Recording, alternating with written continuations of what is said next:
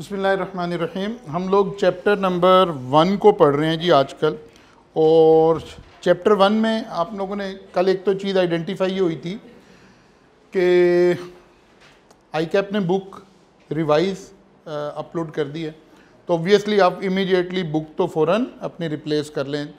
कोई 300-400 रुपये जो आपके कोई ज़ाया भी हो गए हैं तो उसको बिल्कुल भी ये ना सोचें कि जी इसी से गुजारा चल जाएगा। हम नोट करने की कोशिश करते हैं कहाँ चेंज आई है, कहाँ चेंज नहीं आई है, तो कोई बात नहीं, ये जो भी था इसको फौरी तौर पे आप क्या कर लेंगे, चेंज कर लेंगे, रिप्लेस कर लेंगे। ठीक है। अच्छा जी, इस किताब के हिसाब से कल हमने बुक को भी ओपन किया था। मैं मोस्ट ऑफ द टाइम कोशिश करूँगा क्योंकि ताकि आप लैंग्वेज से और उस सारे से ज़्यादा यूज़ टू हो कि मैं अपनी स्लाइड में भी ज़्यादातर लैंग्वेज, ज़्यादातर चीज़ें बुक से यूज़ कर रहा हूँ ताकि आपने वहीं से याद करनी है, वो सारी चीज़ें हमारी 100% उसी तरह यूटिलाइज हो जाएं। और कोशिश करेंगे जैसे लर्निंग आउटकम हमारे चल रहे हैं किताब के अंदर, लर्निंग आउटकम 1 में कुछ चीज़ें पढ़ ली, सेकंड में हमने कुछ डेफिनेशंस और उसको कल हम ओपन करके थे, फिर उससे आगे आ रहा था लर्निंग आउटकम 3। यहीं से हम आगाज़ कर रहे हैं आज। Authorities, official, member and resolution, ये 3-4 बातें यहाँ डिस्कस हो रही हैं इस वक्त। सबसे पहले जी कमीशन, एक लफ्ज़ हम कमीशन इस्तेमाल करेंगे। कमीशन से क्या मुराद है? कमीशन से मुराद है, commission means securities and exchange commission of Pakistan, constituted under section 3 of securities and exchange commission of Pakistan act 1997। Actually 1997 से पहले जो अथॉरिटी हमारे मुल्क में कंपनी के अफेयर को देखा करती थी उसको हम CLA बोलते थे, कॉरपोरेट लॉ अथॉरिटी। फिर इसको रीवैम्प किया गया, इस इदारे को बहुत अच्छे से बनाया गया, डेवलप किया गया। इसमें पूरी कंट्री के से प्रोफेशनल्स को हमने हायर किया और पढ़े लिखे लोगों से। इसके ऊपर से जो सरकारी टाइप का टैग लगा होता है ना, सरकारी इदारे का, हमारे जहन में एक इम्प्रेशन आता है। CLA इज़ समथिंग लाइक सरकारी इदारा, बिल्कुल एक अजीबोगरीब सा वो एक इदारा हमारा होता था। फिर हमने SECP बनाया जिसको बिल्कुल स्टेट ऑफ द आर्ट, हमने टेक्नोलॉजी को यूज़ किया, सारा कुछ यूज़ किया, and it always looks like a private organisation. जैसे कोई प्राइवेट ऑर्गेनाइजेशन काम करती है बिल्कुल उसी तरह से अच्छे तरीके से काम करता है। तो जब हम कमीशन बोलेंगे तो इसका मतलब होगा सिक्योरिटीज़ एंड एक्सचेंज कमीशन। मतलब बहुत सारी दफ़ा हम कहेंगे कि जी कंपनी ने क्या करना है, कमीशन को अप्लाई करना है, means securities and exchange commission को अप्लाई करना है। Securities and Exchange Commission of Pakistan established under the Securities and Exchange Commission of Pakistan 1997। कब हुआ जी? 1 जनवरी 1999 को। Repealed company law authority, the former corporate regulatory body, CLA जिसको मैं बोल रहा था कि प्रीवियसली क्या थी, कॉरपोरेट लॉ था। वैसे तो इस बात की कोई अहमियत नहीं है, लेकिन अब क्योंकि हमें MCQs का भी सामना है तो हमें कहीं पूछा जा सकता है कि जनाब सिक्योरिटीज़ एंड एक्सचेंज कमीशन कब से अप्लाई हुआ, तो पता चला जी 1 जनवरी 1999 से। बस एक डाटा है, इंफॉर्मेशन है, कोई कॉन्सेप्ट तो नहीं है, लेकिन MCQs में ऑब्वियसली अगर एग्जामिनर इस तरह की बात लेना चाहे तो पूछी जा सकती है। SECP कैसे काम करेगा? वो कह रहे हैं it has been vested with adequate autonomy. इसको ऑटोनोमस बॉडी के तौर पे बनाया गया। 3 ऑटोनोमीज इसको दी गई। नंबर 1 ऑपरेशनल ऑटोनोमी, ये अपना काम खुद करेगा, इसे कोई और इदारा रेगुलेट नहीं कर रहा होगा। Administrative autonomy and financial autonomy, अपना फंड भी खुद जनरेट कर रहा होगा, इसके बाद दायरे फंड का सोर्स है, कंपनी से पैसे आ रहे होंगे, सारा कुछ होगा। तो इन 3 चीज़ों में ये एक ऑटोनोमस बॉडी होगी, मीन्स अपने डिसीजन ये खुद लिया करेगा और ख़ुद से ये इदारा आगे चल रहा होगा। फिर आ गया जी ऑफिसेस, कि इसके ऑफिसेस कहाँ कहाँ होंगे, ये कैसे कंट्री में सारी जो हमारी कंपनीज अफेयर्स हैं उनको मैनेज करेगा। तो ऑब्वियसली इसके कहीं कोई ऑफिसेस होंगे, कोई ऑफिसर्स होंगे, इस तरह से हमें इसे मैनेज करने की ज़रूरत पड़ेगी। तो 2 तरह के ऑफिसेस हैं SECP के। 1 is called head office. Head office कहाँ पर है? ऑब्वियसली फेडरल गवर्नमेंट का इस्लामाबाद में हमारा ऑफिस है। SECP head office is at federal capital means Islamabad, एक ऑफिस ये आ गया। फिर आ गया जी रीजनल ऑफिसेज, उसके लिए हम टर्म क्या यूज कर रहे हैं, रीजनल ऑफिसेज। रीजनल ऑफिसेज क्या हैं, 8 रीजनल ऑफिसेज हैं SECP के, 8 रीजनल ऑफिसेज, जिसको हम क्या कहते हैं, कंपनी रजिस्ट्रेशन ऑफिस भी बोलते हैं। रीजनल ऑफिस का सेकंड नेम क्या है, कंपनी रजिस्ट्रेशन ऑफिस। इसका मतलब है अगर आपको कंपनी बनानी हो किसी बंदे को, तो वो देखेगा वो पाकिस्तान के किस रीजन में रह रहा है। इसका मतलब है हमने अपने पाकिस्तान को 8 रीजन में डिवाइड कर लिया है। उस इलाके में अगर कोई कंपनी बन रही होगी तो उसे कहेंगे यार आपने फलां वाला ऑफिस आपको लगता है, आप वहाँ जाइए, उसमें खुद को रजिस्ट्रेशन करवा लें। पहला ऑफिस कहाँ है, 1 एट फेडरल कैपिटल, एक तो इस्लामाबाद में है, हेड ऑफिस अलग है और कंपनी रजिस्ट्रेशन का काउंटर अलग है, उसको हम ऑफिस ही बोलेंगे, 1 एट फेडरल कैपिटल। फिर 1 एट ईच प्रोविंशियल कैपिटल, जैसे पंजाब का प्रोविंशियल कैपिटल लाहौर, सिंध का कराची, बलूचिस्तान का, इसी तरह से KPK का, हर जगह का जो प्रोविंशियल कैपिटल होगा वहाँ पर ये ऑफिसेज मौजूद हैं। तो टोटल ऑफिस कितने हो गए, 5। हमने बनाए कितने हैं, 8। फिर हमने देखा कि नहीं, जो बड़े शहर हैं वहाँ लोड ज़्यादा होगा।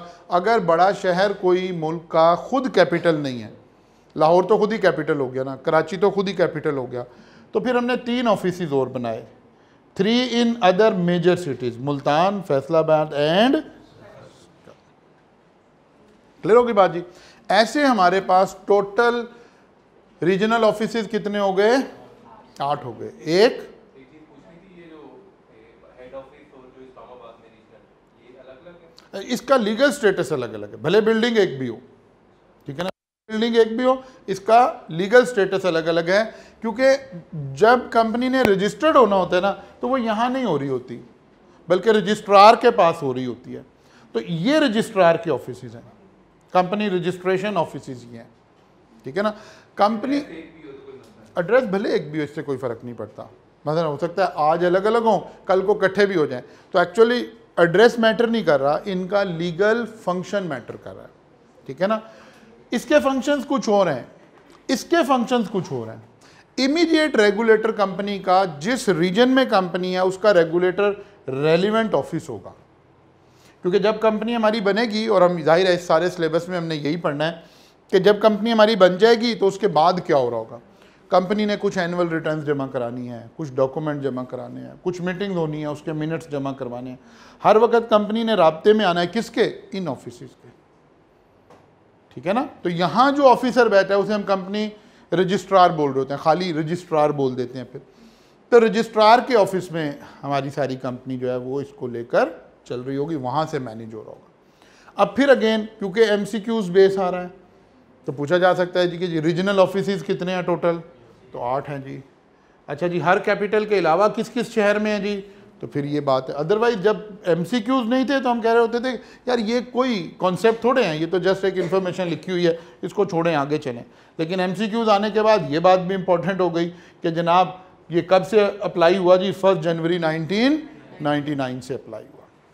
अच्छा जी, चलिए, कितनी तरह के ऑफिसेज हैं, 2 तरह के ऑफिसेज हैं। Number 1 head office, number 2 regional office. एक तो ये वाली बात हमें थोड़ी सी नजर आ गई जी, टोटल ऑफिसेज 9 हो गए, लेकिन ये नहीं पूछा जाएगा, अलग अलग सेग्रीगेट करके पूछा जाएगा, ठीक है ना। क्योंकि यहाँ काउंटिंग लॉ कर रहा है कि 8 ऑफिसेज हैं, उसको शामिल नहीं कर रहा, उसको कहता है वो एक हेड ऑफिस है।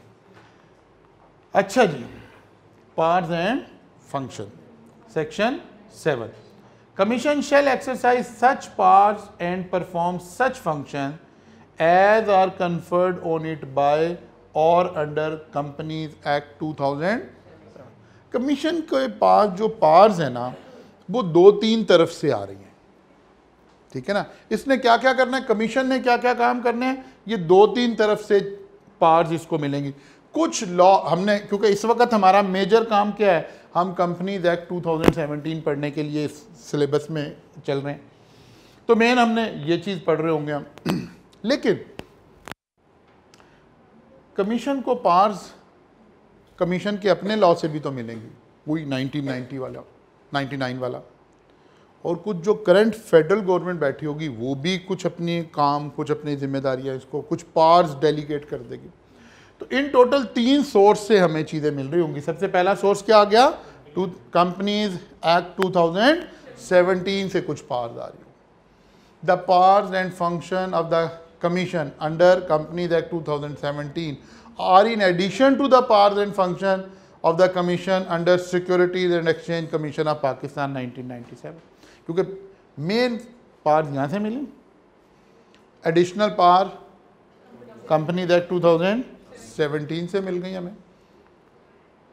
SCCP has been vested with lot of powers under Companies Act 2017 and other relevant laws. SCCP has got power to regulate the affair of all the companies including insurance companies, banking companies and other companies. क्योंकि हमारे पास कुछ जो अभी हम act पढ़ रहे हैं ये कंपनीज एक्ट 2017 है, ठीक है, जिसमें हम नॉर्मल वाली कंपनीज का जिक्र कर रहे हैं। There are some specific companies like banking companies, like insurance companies, like leasing companies. वो कह रहे हैं जो भी कंपनी होगी ना, इसीलिए ऊपर लिखा होता है रेलिवेंट लॉज, तो फिर उन कंपनीज के भी रेलिवेंट लॉज होंगे। आप सीए फाइनल में पढ़ेंगे, बैंकिंग कंपनीज लॉज भी पढ़ेंगे और बाकी चीज़ें भी पढ़ रहे होंगे। अभी फ़िलहाल हम मेन कंपनीज एक्ट पढ़ रहे हैं। वो कह रहा है यहाँ से भी तमाम तरह की कंपनीज का जो लॉ होगा वो हम यहाँ से लेकर चल रहे होंगे। Law has vested various powers to SCCP and also federal government is empowered to vest its powers to the SCCP to the extent it fit things. वो कहते हैं गवर्नमेंट के पास भी इख्तियार है कि गवर्नमेंट ने अपना कोई काम करना हो, गवर्नमेंट के इख्तियार में वो ये काम कर सकती है। किसी कंपनी से रिलेटेड कोई काम करना है, मसलन आप ज़रा ऐसे सोचिए, मैं एग्जांपल देता हूँ, इसको पॉलिटिकल एग्जांपल ले लेते हैं। जब पनामा का मामला क्रिएट हुआ और एक इन्वेस्टिगेशन करनी पड़ गई कि जी क्या करना है। अब ये इन्वेस्टिगेशन किसने करनी थी, फेडरल गवर्नमेंट ने करनी थी, लेकिन जो कंपनी रिलेटेड अफेयर्स हैं उसकी इन्वेस्टिगेशन हमारी इन्वेस्टिंग अथॉरिटीज़ अपने एंगल से कर रही होंगी, हमें SCCP को भी इन्वॉल्व करना पड़ गया। अगर आप रिकॉल करें तो जब वो जो कमीशन बनाया गया था जो इन्वेस्टिगेट कर रहा था मामलात को, उसमें SCCP का चेयरमैन भी इन्वॉल्व था। ये कहाँ से आ रहा था, ये इस वाले लॉ की वजह से आ रहा था कि गवर्नमेंट के पास ये इख्तियार है कि अगर उसको लगे कि SCCP को कोई और उससे काम करवाना है तो वो वाली पार्ट्स भी इसको दी जा सकती हैं। कौन सी पार्ट्स देनी है, किस एक्सटेंट तक देनी है, गवर्नमेंट विल डिसाइड। इसका मतलब है हमें समझ आ रहा है कि जो powers and function of SCCP हैं इसका मेन 3 सोर्सेज आ गए, companies act 2017, securities and exchange commission act 1997 and federal government. ठीक है ना, इन 3 जगहों से पावर्स मिल रही होंगी, इसके अकॉर्डिंगली ये इदारा काम कर रहा होगा। ठीक होगी बात जी। नाउ चंद डेफिनेशंस और आ रही हैं, चंद ऑफिस का जिक्र और हो रहा है। रजिस्ट्रार, रजिस्ट्रार कौन है जी? Registrar means a registrar. अब कल भी हमने ये बात की थी कि डेफिनेशंस 3 तरह से आ रही होती हैं। कुछ डेफिनेशंस मींस के साथ आ रही होंगी, इसका मतलब है बस यही मीनिंग है, डिक्शनरी मीनिंग ख़त्म हो गया, या आम जो हमारे जहनों में मीनिंग है वो ख़त्म हो गया। और इंक्लूड्स का मतलब था डिक्शनरी मीनिंग मौजूद है, इन एडिशन टू दैट हम इसको एक्सप्लेन कर रहे हैं।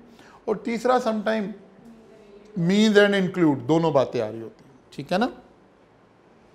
Registrar means a registrar, additional registrar, additional joint registrar, joint registrar, deputy registrar, assistant registrar and such other officers as may be designated by the commission performing duties and function under companies act 2000। ओहदों के चंद नाम लिख दिए हैं। वो कहते हैं यार ये सारे लोगों को मिलकर हम क्या कह रहे होंगे, रजिस्ट्रार। ठीक है ना। अब वो रजिस्ट्रार डिप्टी रजिस्ट्रार भी हो सकता है, ज्वाइंट भी हो सकता है, एडिशनल भी हो सकता है, वो सारे ओहदे बीच में शामिल हो गए। रजिस्ट्रार की पावर्स एंड ड्यूटीज़ क्या हैं? मुख्तसर लिखा हुआ है लॉ में, तो काफ़ी डिटेल में। Powers and duties of registrar start from registration of companies to receiving of various documents which the companies are required to submit to the authorities under companies act 2007। वो कहते हैं जब कंपनी को आप रजिस्टर करवाने जाते हैं तो हमने कहा था सबसे पहला काम क्या करते हैं, नेम अवेलेबिलिटी पता करते हैं, ठीक है ना। लास्ट टाइम हम पढ़ के गए थे, सबसे पहला काम क्या करते हैं, नेम अवेलेबिलिटी लेते हैं। किससे लेते हैं, रजिस्ट्रार से। फिर उसके बाद जी हम अपने मेमोरेंडम एंड आर्टिकल बनाते हैं और फिर ये जमा करवाते हैं। किसको जमा करवाते हैं, रजिस्ट्रार को जमा करवाते हैं। फिर कंपनी रजिस्टर हो जाती है। फिर उसके बाद कुछ डॉक्यूमेंट जमा कराने हैं, फुला कराने हैं, फिर हर साल कुछ चीज़ें जमा करवानी। किसको जमा करवानी, इसको जमा करवानी। इसीलिए कह रहे हैं कि इसकी पावर्स कहाँ से शुरू होती हैं, रजिस्ट्रेशन से शुरू होकर, और फिर वेरियस डॉक्यूमेंट जो हमने जमा करवाने हैं। आगे पूरे लॉ में जाहिर है बार बार पढ़ रहे होंगे क्या क्या चीज़ें जमा करवानी है, कैसे करवानी है, वो सब इसकी पावर्स के अंदर आ रही हैं। Keep the record of mortgage and charges and also keep track of the companies routine document beside this power. वो कह रहे हैं ये कंपनी के असल में डॉक्यूमेंट्स को, चीज़ों को एक लीगल जगह पर डॉक्यूमेंट करने का एक इदारा है। मसलन अगर कंपनी ने कोई चीज़ें मॉर्गेज करवाई हैं, मॉर्गेज करवाने का क्या मतलब होगा, गिरवी रखवाई हैं या चार्ज क्रिएट हुआ है। अब आप एक कंपनी के शेयर्स खरीदना चाहते हो, कहते हो यार ये ना हो मैं इस कंपनी में इन्वेस्टमेंट कर रहा हूँ, कंपनी की सारी चीज़ें तो पहले ही कहीं मॉर्गेज हुई हुई हों, तो आप SECP के रजिस्ट्रार के पास जाकर ये चीज़ें कंफर्म कर सकते हैं कि कंपनी की क्या चीज़ें मॉर्गेज हैं, क्या नहीं है। ये हमने हर बात डिटेल में पढ़नी है। असल में यहाँ समरी चल रही है।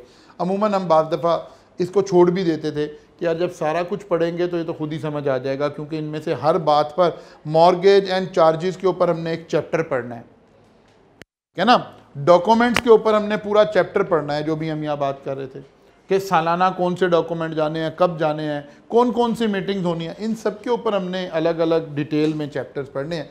इस वजह से सम टाइम हम इसको यहाँ पर छोड़ भी दिया करते थे।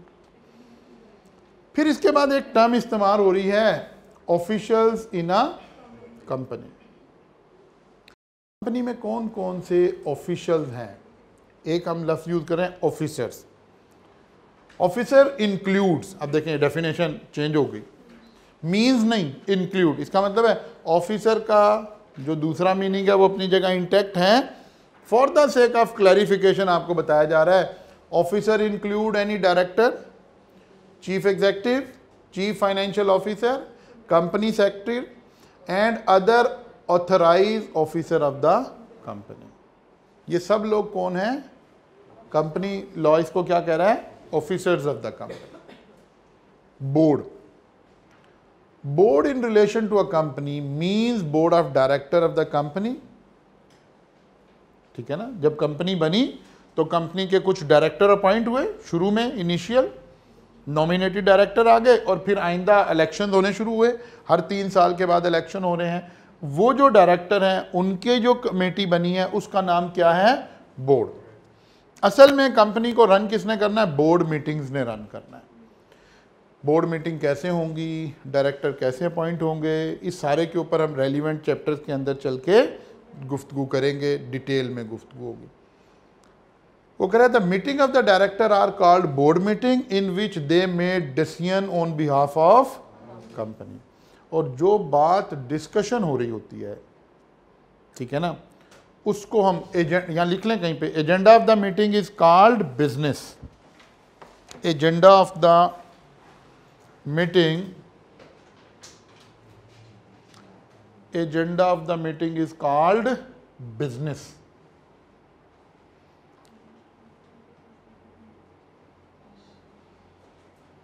जब कोई बोर्ड मीटिंग हुआ करेगी तो उसका कोई एक एजेंडा डिफाइन होगा ना। जो एजेंडा होगा वैसे हम जनरली उसको एजेंडा बोलते हैं, लेकिन हम लॉ उसको क्या कह रहा है, बिजनेस, कि क्या बिजनेस करने जा रहे हैं, क्या बातें डिस्कस होने जा रही हैं।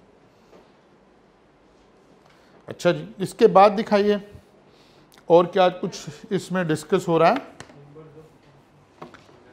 उसके बाद आ गया जी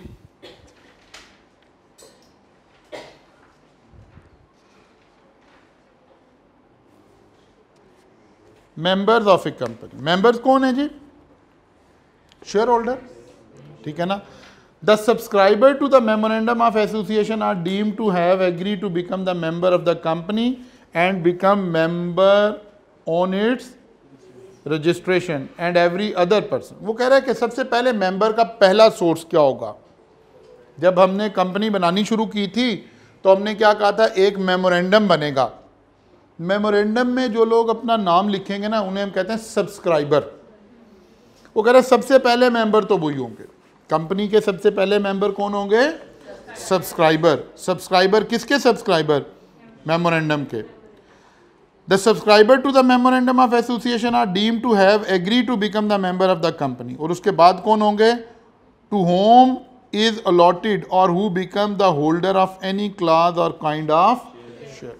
वो कह रहा है कल को जब हमारे कंपनी के शेयर्स होंगे ना,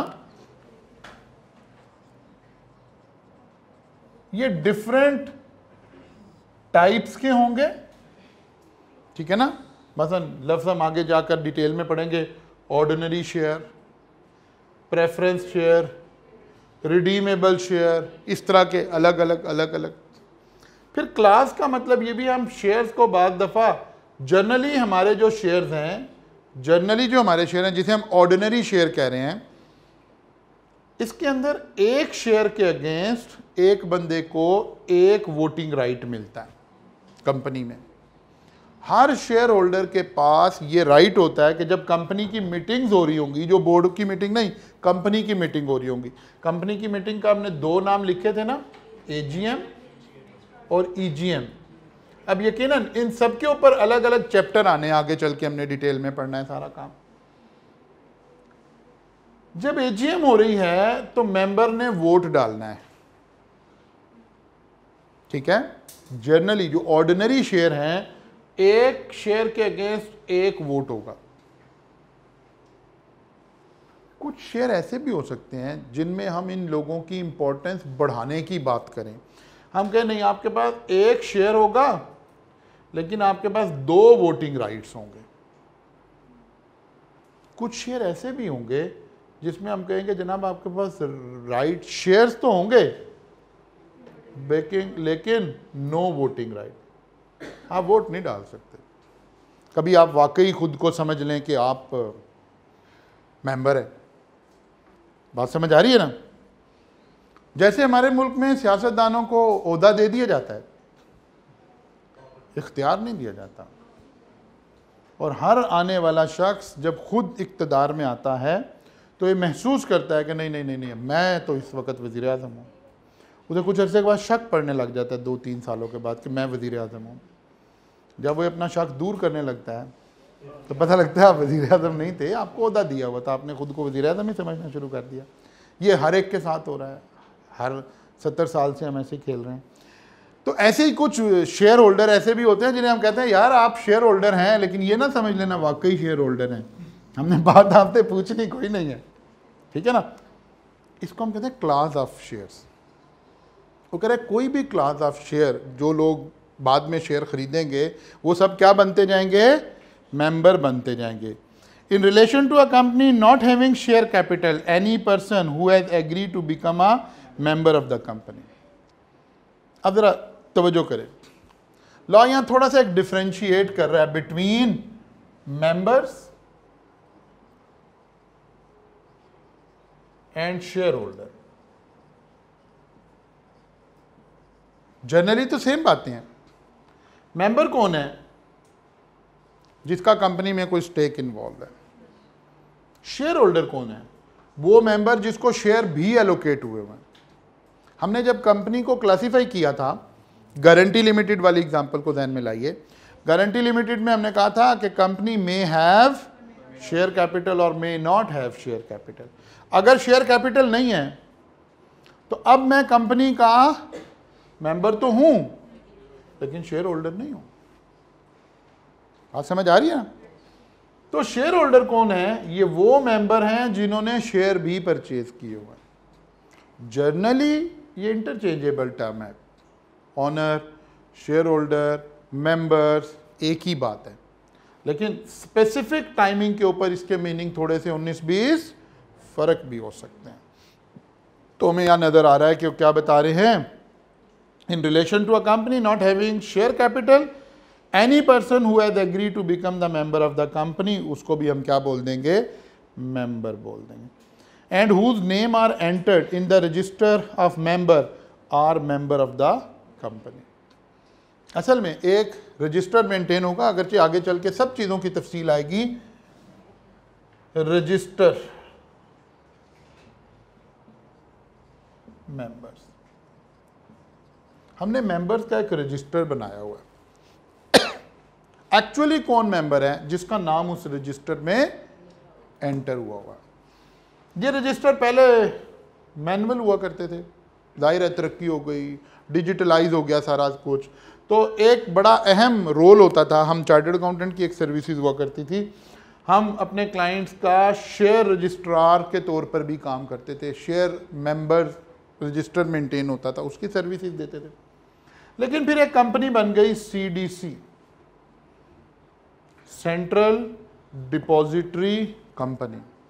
ये कंपनी बन गई जो कि एक डिजिटल गवर्नमेंट का एक इदारा बन गया, गवर्नमेंट के इदारे के टाइप का एक इदारा बन गया, जिसने कहा कि नहीं, सारी कंपनीज के जो शेयर होंगे ना, प्रीवियसली शेयर्स जो थे वो फिजिकल होते थे, ऐसे प्रिंटेड एक डॉक्यूमेंट होता था, उसके ऊपर आपका नाम लिखा हुआ होता था, इसके ऊपर इस शेयर का फोलियो नंबर लिखा हुआ होता था, ऐसे फिजिकली घर में शेयर्स मौजूद होते थे कंपनी के। अब हम ये शेयर ट्रांसफ़र करने के लिए रजिस्ट्रार को भेजते थे।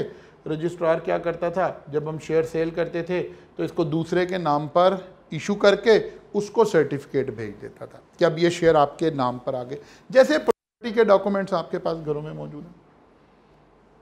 फिर ये कंपनी बन गई, इसने कहा यार नहीं, ये हम क्या काम कर रहे हैं, फिजिकल एग्जिस्टेंस शेयर की ख़त्म हो गई।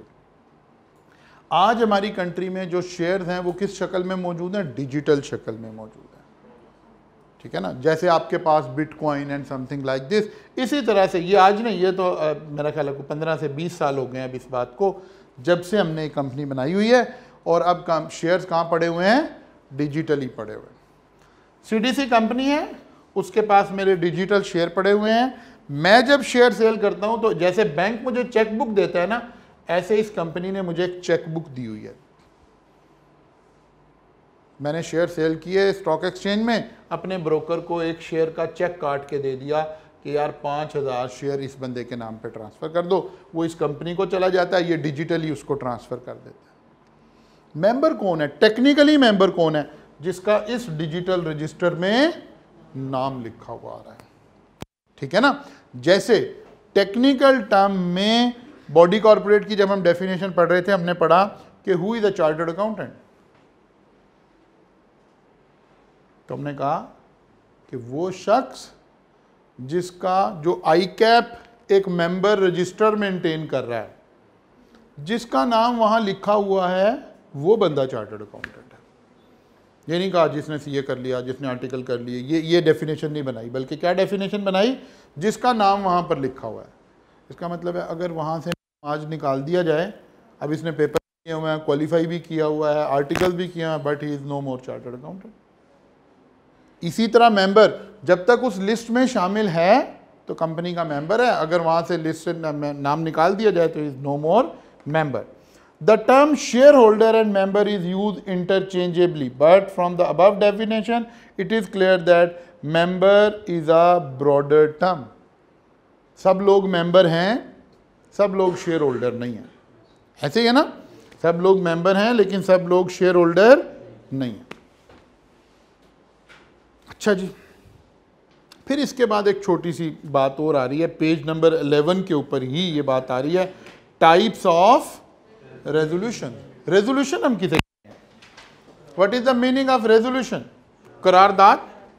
हाँ, करारदाद यानी जब मेंबर्स इकट्ठे हुए या डायरेक्टर्स इकट्ठे हुए और उन्होंने किसी बात के ऊपर अपना एक जहन बनाया, डिस्कशन की, और फिर वोटिंग की बुनियाद पर एक फैसला किया, उस फैसले को हम क्या कहते हैं, रेजोल्यूशन कहते हैं, ठीक है ना। एक रेजोल्यूशन पास करने लगे, ये दोनों लोग कर रहे हैं, बोर्ड भी कर रहा होता है और मेंबर भी कर रहे होते हैं। मेंबर कहाँ कर रहे होते हैं, AGM में या EGM में, और डायरेक्टर्स कहाँ कर रहे होते हैं, बोर्ड में। वो कहता है the decision of the company are made in the meeting through resolution. A meeting of member is called general meeting. What is general meeting? A meeting of members. And a meeting of director is called board meeting. Meeting of member is called general meeting. इसके बाद नीचे law, क्योंकि थोड़ा थोड़ा सा आपको introduce करवा रहा है चीजें, नीचे लिखा हुआ है voting rights. Voting right means the right of a member of a company to vote on any matter in the meeting of the company, either present in person or through video link or proxy or by means of postal ballot। तो एक लंबी list लगा दी। वो कहता है जनाब जो member है ना, जो मेंबर्स हैं, इसका एक पहला राइट क्या है? वोटिंग राइट है। ठीक है। वो कहता है आप जो वोटिंग राइट है मेंबर्स के, मेंबर वोट कैसे कैसे डाल सकते हैं, कहाँ वोट डालने हैं? वो कहते हैं मीटिंग में। कौन सी मीटिंग में? जो मेंबर्स की मीटिंग हो रही होगी। कैसे वोट डाल सकते हैं? फिर आगे जाके हमने डिटेल से पढ़ना है सारे को, लेकिन जाहिर है यहाँ थोड़ा थोड़ा सा हम इंट्रोड्यूस करते हुए आगे चल रहे हैं। वो कह रहा है नंबर 1, इन पर्सन आए, मीटिंग में आए, और जब वोटिंग होने लगे तो उसमें वोटिंग कॉस्ट करें। या अब यही फ़र्क है कंपनीज एक्ट 2017 लाने की रीज़न ही यही थी, वरना इससे पहले हमारे पास कंपनीज एक्ट 1984 चल रहा था। अब जाहिर है ये 1994 के मुताबिक लिखा हुआ था, 1984 के मुताबिक था। 1984 में तो अभी वीडियो लिंक्स और ये सारी बात नहीं थी, तो ये प्रोविजंस अवेलेबल नहीं थी कि यार कंपनी की मीटिंग लाहौर में हो रही है, मैं कराची बैठा हुआ हूँ, तो क्या मैं मीटिंग में पार्टिसिपेट कर सकता हूँ? तो ये लॉ तो लॉ नहीं करता था, इसमें कोई ऐसी प्रोविजन मौजूद ही नहीं थी। इस लॉ ने कहा कि नहीं नहीं जनाब बिल्कुल कर सकते हैं, आप वीडियो लिंक के ज़रिए से आ जाएँ। अब कौन आ सकता है, कौन नहीं आ सकता, क्या क्राइटेरिया है, ये हम रेलिवेंट चैप्टर में जाके पढ़ेंगे। वो कहता है या इन पर्सन आ जाए, इन पर्सन आ जाए, मीटिंग में अटेंड करें, वोट डालें, या वीडियो लिंक के जरिए भी इन पर्सन ही आएंगे। जाहिर है दो बातें हो गई। तीसरा आ गया आप खुद नहीं आ सकते, आप अपनी जगह किसी दूसरे शख्स को भेज दें, उसे हम क्या कहते हैं? प्रॉक्सी। आप वाया प्रॉक्सी पार्टिसिपेट कर दीजिए। मैं मीटिंग अटेंड नहीं कर सकता, मैं किसी एक बंदे को ऑथराइज करके भेज सकता हूं कि आप मेरी जगह पे चले जाओ। ठीक है ना। मेरे पास फर्ज किया 5 लाख शेयर हैं एक कंपनी के, तो मैं ऐसे नहीं कर सकता 2 लाख शेयर की प्रॉक्सी इनको दे दूं, 2 लाख की इनको दे दूं और 1 लाख की इनको दे दूं, कहूँ जी मेरी जगह पर आप 3 लोग चले जाओ। वो कहते नहीं ऐसे नहीं होगा, एक आदमी आएगा, मैं नहीं होऊंगा तो ये मेरी बिहाफ पर 5 लाख शेयर के ऑनर की हैसियत से ये जा सकते हैं, अगर मैं इसको ऑथराइज कर दूं। इसके लिए लफ्ज़ क्या यूज़ कर रहा है लॉ आपका? प्रॉक्सी। और आखिरी ऑप्शन मेरे पास है, ना मैं वीडियो लिंक से आना चाहता, ना मैं किसी और को प्रॉक्सी के ज़रिए से भेजना चाहता, ना मैं इन पर्सन आना चाहता, तो मैं क्या कर दूं? पोस्टल बैलेट जिसको हम कहते हैं, ठीक है ना, पोस्टल बैलेट के ज़रिए से अपना वोट डाल दूं। ये मेरे पास ऑप्शन हैं मीटिंग में वोट डालने की, इधर इन पर्सन या वीडियो लिंक से, या खुद से, या प्रॉक्सी से, या पोस्टल वोट से। क्लियर होगी बात जी? अच्छा जी, फिर लिखा हुआ है जनाब, provided that attending meeting through video link shall be subject to such facility arranged by the company and in the manner as may be specified.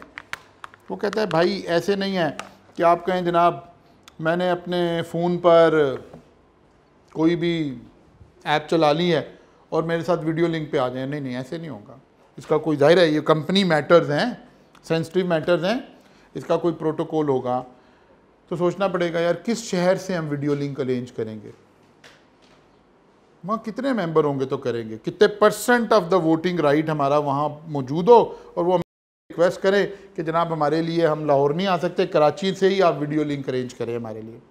तो क्या हर एक के लिए करना है, क्या हर एक के लिए नहीं करना? जब लॉ ने कोई ऐसी बात करनी हो तो वो क्या करता है, लॉ क्या करता है, लॉ एक लफ्ज़ इस्तेमाल करता है सब्जेक्ट टू। असल में 2 लफ्ज़ और सीख लें फिर आसानी हो जाएगी हमारे पास। सब्जेक्ट टू का एक फ्रेज है और एक फ्रेज है नॉट विद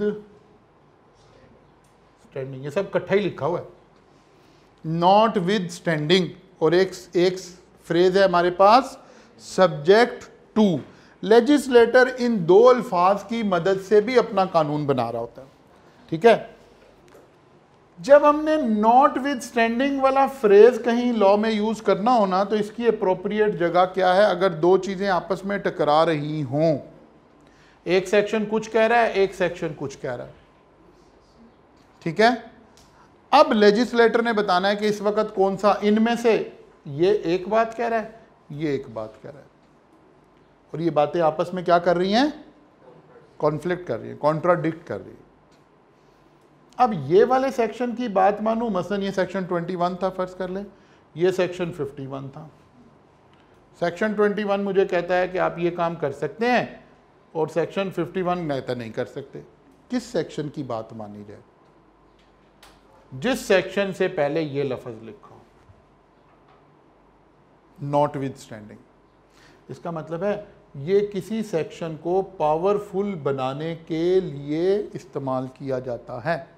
मसलन सुनिए ज़रा, सेक्शन 21 में कुछ बातें लिखी हुई थी जो सेक्शन 51 ने नहीं माननी, तो ये सेक्शन पता है कैसे शुरू हो रहा होगा? ये कहेगा not with standing anything contained in section 21, कि भाईजान जो सेक्शन 21 में लिखा हुआ है ना, फिलहाल उसको भूल जाओ, बल्कि जो मैं कह रहा हूं वो करना पड़ेगा। अगर कानून में कहीं हमें ऐसी गुफ्तगू करनी पड़ जाए कि हमने कुछ चीजें कहीं लिखी हुई हैं और बाद में हम कोई बात कहने लगे, हमने उनको नहीं मानना, सुपीरियर बात आ रही है, तो फिर अल्फाज क्या इस्तेमाल करेंगे? Not with standing. मैं इसको एक छोटी सी रिलीजियस एग्जाम्पल से समझाने की कोशिश करता हूँ। हम अपने दीन में, अपने मज़हब में देखते हैं कि हज के कुछ फ़ज़ाइल हैं, ज़कात के कुछ फ़ज़ाइल हैं, रमज़ान के कुछ फ़ज़ाइल हैं, ठीक है ना। रमज़ान अल्लाह खैर रखे कल से शुरू हो रहा है, तो रमज़ान की एक लंबी लिस्ट हमारे पास बींगा मुस्लिम अवेलेबल है, ये फ़ज़ाइल है, ये फ़ज़ाइल है, ये फ़ज़ाइल है। हज के बेताशा फ़ज़ाइल है। नबी करीम सल्लल्लाहु अलैहि वसल्लम ने फरमाया, अगर कोई शख्स हज करके आता है तो ऐसा है जैसा आज पैदा, यानी उसके सारे गुनाह माफ़ हो गए। अब ये बातें लिखी हैं, जिहाद के अपने फ़ज़ाइल लिखे हुए हैं, लेकिन बुखारी शरीफ की एक हदीस मुबारक है, इन्नमल अमालु बिन्नियात, अमाल का दारोमदार नियतों पर है। जब मैं एज ए लॉ स्टूडेंट इस चीज़ को पढ़ता हूँ ना, तो मुझे नज़र आता है कि इस हदीस से पहले क्या लिखा हुआ है? Not with standing anything contain in any other हदीस, इन्नमल अमालु बिन्नियात, कि हज के जितने फ़ज़ाइल लिखे हुए हैं, लेकिन उससे ऊपर बात यह है कि पहले नीयत ठीक होगी तो वो मिलेंगे। जिहाद के जितने भी फ़ज़ाइल लिखे हुए होंगे वो लिखे रहने दो, असल में नीयत चलेगी। बात समझ आ रही है? ऐसे ही हमें लेजिस्लेशन में बाद दफ़ा करना पड़ जाता है, कानून में लिखना पड़े। सेक्शन टकरा रहे हैं तो हमने जिसकी बात आगे चलानी होती है उससे पहले ये अल्फाज लिख देते हैं, नॉट विद स्टैंडिंग, ठीक है। एक बात आगे, एक दूसरी मुश्किल हमारे सामने दरपेश होती है। बाद दफ़ा दो सेक्शन कहीं दूर दूर लिखे हुए हैं। सेक्शन 21 जाहिर है अपने 21 की जगह पर है, सेक्शन 51 यहाँ आया। मैंने कंटिन्यूटी क्रिएट करनी है, किसकी? 21 की 51 के साथ। तो मैंने लिखा सब्जेक्ट टू सेक्शन 21। इसका मतलब है पहले सेक्शन 21 की कंडीशन पूरी कर कर आए और ये एडिशनल बातें। ये बात समझ आई है? जब लफ्ज़ सब्जेक्ट टू लिखा हो तो इसका मतलब है जो कुछ वहां लिखा है पहले वो पूरा करके आए। और जब नॉट विद स्टैंडिंग का मतलब आता है तो इसका मतलब है जो वहां लिखा है उसकी कोई अहमियत नहीं है। दो कॉन्ट्राडिक्टरी अल्फाज हैं लेजिस्लेटर के पास इस्तेमाल करने के लिए, क्योंकि हमने आपके अंदर ये सलाहियत पैदा करनी है कि आप जब खुद लॉ पढ़ रहे हों तो आपको खुद से भी समझ आ रही हो, टीचर की खाली आंख से ना आप देख रहे हो। ये 3 4 5 बातें छोटी छोटी हमें समझ आ जाए, बाकी लैंग्वेज इतनी ज़्यादा मुश्किल है नहीं। सब्जेक्ट टू में हम क्या करते हैं? कंटिन्यूटी, यानी अगर मैं टेक्निकल लफ्ज़ इस्तेमाल करूं, इस सेक्शन को उस सेक्शन का सबॉर्डिनेट बनाते हैं, यानी पहले वो कंडीशन पूरी होंगी फिर ये भी पूरी होंगी, ये सबॉर्डिनेट बन गया। और जब नॉट विद स्टैंडिंग लगाते हैं तो फिर इसको बॉस बना देते हैं कि वो वाली बात तो ख़त्म हो गई, सेक्शन ये वाला चलेगा, ये बॉस चलेगा। इसीलिए यहां लिखा हुआ है, क्या लिखा हुआ है, subject to such facility arrange, यानी जो वहां लिखा होगा उस वक्त उसके मुताबिक चलेंगे। अच्छा जी, एक और डेफिनेशन ले लें फिर यहां से आगे, बल्कि दो ही रह गई हैं, दोनों ले लेते हैं। जो रेजोल्यूशन हमने पास करनी है, रेजोल्यूशन हम किसको कह रहे थे, डिसीजंस ऑफ द मीटिंग, वो कहते हैं there are two type of resolution, one is called ordinary resolution. What is ordinary resolution? Ordinary resolution means a resolution passed by a simple majority of such member of the company at each voting। फिर इसे technically तो meeting में जाकर detail में discuss करेंगे। हम कह रहे हैं ऑर्डिनरी रेजोल्यूशन किसको कहते हैं, जो सिंपल मेजॉरिटी आ जाए, मोर देन 50%, ठीक है ना, सिंपल मेजॉरिटी मोर देन 50%। अब कुछ कंपनी की एक लंबी लिस्ट होगी हमारे पास, ये काम ये काम ये काम ये काम ये काम ये काम, आप कैसे कर सकते हैं, सिंपल मेजॉरिटी से कर सकते हैं। लेकिन कुछ काम ऐसे होंगे जहां हम कहेंगे नहीं नहीं नहीं नहीं, ये सिंपल मेजॉरिटी से नहीं होगा बल्कि 2/3 मेजॉरिटी से होगा, that is called special resolution. तो असल में जब हम रेजोल्यूशंस के चैप्टर पे पहुंचेंगे ना, वहां जाके कहेंगे कि यार काम भी दो तरह के हैं, ऑर्डिनरी काम ऑर्डिनरी रेजोल्यूशन से पास होंगे, स्पेशल काम स्पेशल रेजोल्यूशन से पास होंगे। जैसे हमने मुल्क में कोई कानून बनाना हो, कोई लॉ बनाना हो, तो हमें सिंपल मेजॉरिटी चाहिए होती है, लेकिन अगर हमने आइन में तब्दीली करनी हो, कॉन्स्टिट्यूशन ऑफ पाकिस्तान में चेंज लानी हो, तो 2/3 मेजॉरिटी चाहिए होती है। आइन पाकिस्तान को सिंपल मेजॉरिटी से चेंज नहीं किया जा सकता, 2/3 मेजॉरिटी से चेंज किया जा सकता है। लेकिन कोई दूसरा लॉ है, कोई ये सिक्योरिटीज एंड एक्सचेंज कमीशन में कोई चेंज लानी है, तो सिंपल मेजॉरिटी से की जा सकती है, कोई प्रॉब्लम नहीं है। सिवाय आइन के बाकी चीज़ें सिंपल मेजॉरिटी के साथ की जा सकती हैं। बस जी रुक जाते हैं यहाँ पर, ठीक है। और साथ साथ मैं फिर बार बार कह रहा हूँ, साथ साथ आप याद करेंगे इंशाल्लाह ताला, और आप देखेंगे कि ये एक आसान सा सब्जेक्ट साबित होगा, क्वाइट मैनेजेबल सब्जेक्ट साबित होगा। तो आपको ब्रीदिंग स्पेस मिल जाएगी बाकी सब्जेक्ट को टाइम देने के लिए, अगर आपने साथ साथ पढ़ना शुरू कर दिया तो। मतलब आप में से कुछ बच्चे FAR 1 पढ़ रहे होंगे या FAR 2 पढ़ रहे होंगे, तो ऑब्वियसली FAR 2 एक हैवी सब्जेक्ट होगा, तो थोड़ा सा आपको यहाँ से बेनिफिट मिल जाएगा, क्योंकि ये अब हाफ हो गया है, आधा सा हमारे पास सिलेबस रह गया, बस इतनी सी किताब है, ये हमने पढ़नी है। तो इसलिए साथ साथ पढ़ेंगे तो ज़रा ईजी हो जाएगा। सिलेबस 1 मंथ बिफोर एग्ज़ाम ख़त्म करेंगे 100%। सॉरी नहीं, पहले करेंगे, हम डिटेल करने की कोशिश करेंगे। हम आपको ये ऑनलाइन वाले भी इसको अच्छी तरह से समझ लें। हम आपको ना पता कैसे लेकर चल रहे होंगे, हम आपको लेकर चल रहे होंगे जैसे कभी आप FSC में चल रहे थे। आपको याद होगा आपकी जो अच्छी एकेडमीज थी ना, उन्होंने क्या किया, पहले सिलेबस पढ़ा दिया आपको सारा, फिर एक दफ़ा रिवाइज करवा दिया, फिर उन्होंने कहा जी अब चैप्टर वाइज टेस्ट हो रहे हैं जी, अब खाली शॉर्ट क्वेश्चंस के टेस्ट हो रहे हैं जी, अब लॉन्ग के भी साथ हो रहे हैं जी। ऐसे ही हम भी बिहेव कर रहे होंगे, बिकॉज हमारे पास टाइम अवेलेबल है। एक ऑप्शन है हम कहें जी हमने 2 महीने में 2.5 महीने में कोर्स ख़त्म करा दिया, हम भी फारिग आप भी फारिग, नहीं नहीं ऐसा नहीं करेंगे। टेन्योर उतना ही होगा रफली, यहाँ से हमारे पास 100 लेक्चर्स अवेलेबल होंगे, जबकि लोड हमारे पास कोई 45, 50, 55 लेक्चर्स का है। बाकी जो 30-40 लेक्चर्स हैं वो हम revision, test, chapter wise test, खाली MCQs का टेस्ट, खाली केस स्टडी का टेस्ट, खाली सिनेरियो का या दूसरे का, ऐसे लेकर तैयारी कर रहे होंगे। इसीलिए कह रहे हैं कि आपको अगर इस फ़िलासफ़ी पे काम करेंगे ना, तो एक ब्रीदिंग स्पेस मिल जाएगी, बाकी चैप्टर आप आसानी से तैयार कर सकेंगे, बाकी सब्जेक्ट। सिर्फ आप क्लास में अटेंडेंस को इंश्योर रखें और घड़ी का टाइम देखकर, अभी तो खैर 15 मिनट चाहिए, लेकिन जो मैक्सिमम टाइम पूरे सेशन में भी रिक्वायर्ड होगा वो 1 आवर 1.5 आवर होगा, इससे ज़्यादा मेरे सब्जेक्ट को रिक्वायर्ड नहीं होगा।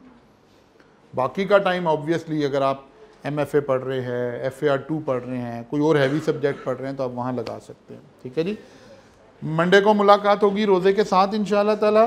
मंडे तक के लिए अल्लाह हाफिज़।